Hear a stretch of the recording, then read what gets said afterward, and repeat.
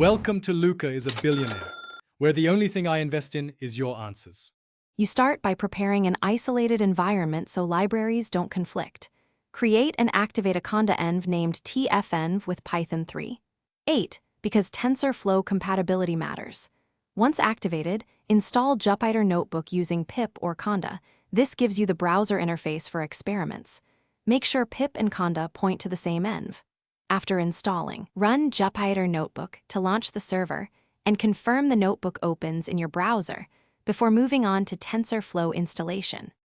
Next, install TensorFlow into the same activated environment. Choose the CPU package for simplicity or the GPU build if you have compatible drivers and CUDA. Once installed, add the environment as a Jupyter kernel so notebooks can use it directly. ipykernel registers the env as tfenv. After registration, restart or open Jupyter Notebook and pick the tfenv kernel from the kernel menu. This ensures imports run against the proper TensorFlow version.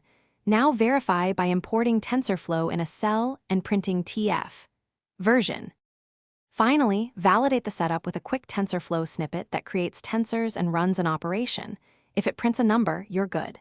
If import errors appear, make sure Jupyter is using the tfenv kernel and that pip installed into that same environment.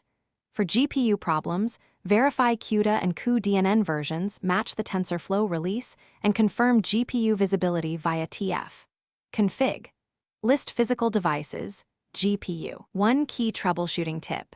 Reinstall ipykernel and re-register the kernel when notebooks still load the wrong interpreter. Thanks for watching and please subscribe. It's the best investment you'll ever make.